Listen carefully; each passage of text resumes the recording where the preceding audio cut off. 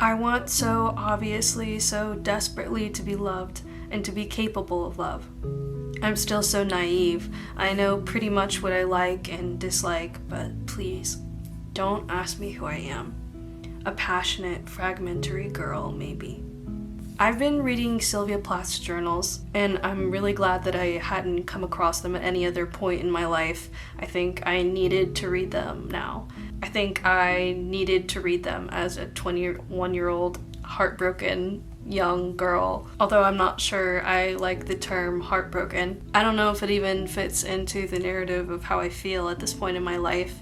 Honestly, a lot of what I feel is just relief. Heartbreak feels like too romantic of a word, and depressed feels like too serious of one, though I definitely feel both. To sum it up, maybe I copied this line into my journal a few weeks ago. They were carnations that we had thought were roses. Relief, relief, relief. I can't tell if my grief is waiting around the next bend, or if I've already experienced it, or if I am experiencing it right now, or if all of those things are true at once. It's hard to distinguish normalcy from grief because I feel like it has been a state of normal for the last few years of my life, or just most of my life. Marianne says in Normal People, I've been lonely my whole life, really. I'm used to it. But I digress. I'm not even ready to write or talk about any of that. Shannon Barry says that she writes about scars, not wounds, and that's how I feel. I feel like I'm just a series of wounds right now. All I can do is find solace in these ephemera of words that mean a lot to me, be it lyrics or poems or essays. They create kind of a mosaic of how I'm feeling or the life that I'm living. I use them as a way to explain who I am. All of these writers describe my life while I still can't write about it. Gracie Abrams has a line in a song where she sings about herself, saying that all of her is a wound to close, but she keeps the whole thing open.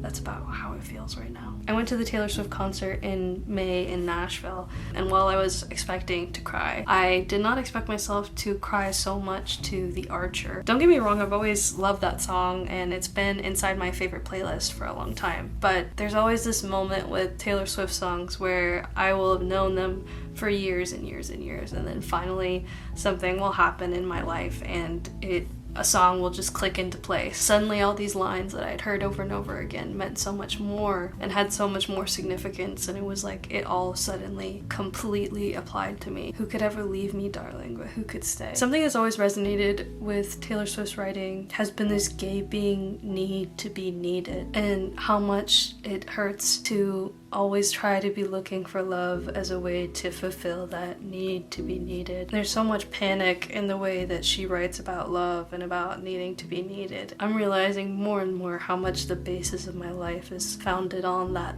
thesis.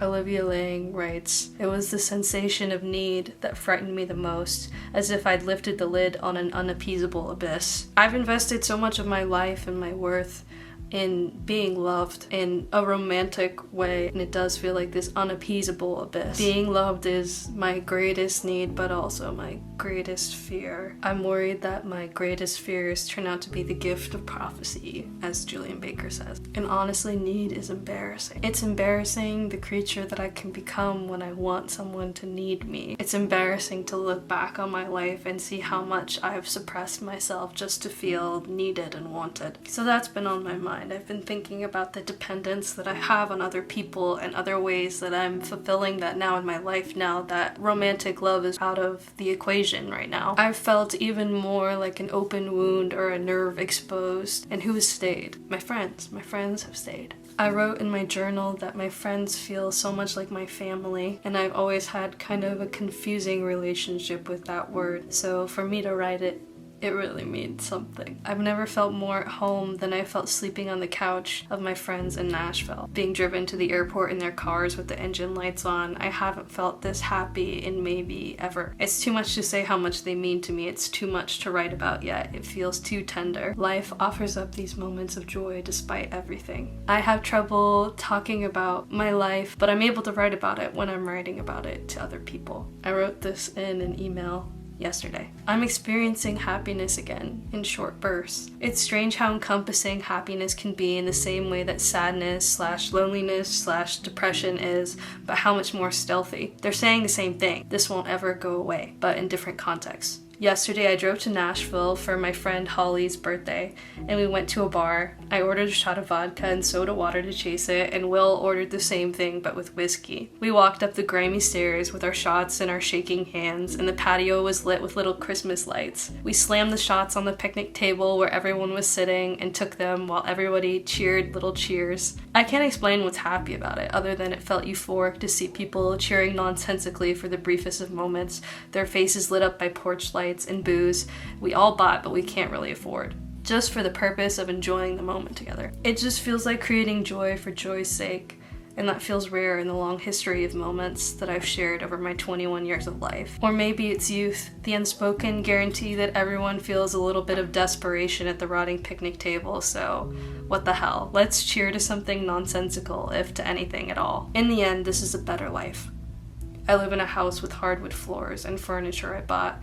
I lay in bed during the day and read books. I have friends that ask me to watch movies with them and get drinks with them. I have a job that will take me back. I have hours in my room just to lay and feel, even if that feeling is lonely. I'm starting to sleep a little bit more. This pain, this present tense, is nothing like the pain I have endured for every month before this one. I am grateful to be alive. I am grateful to be thought of and cared for. I am managing change and learning to live with whatever state this is.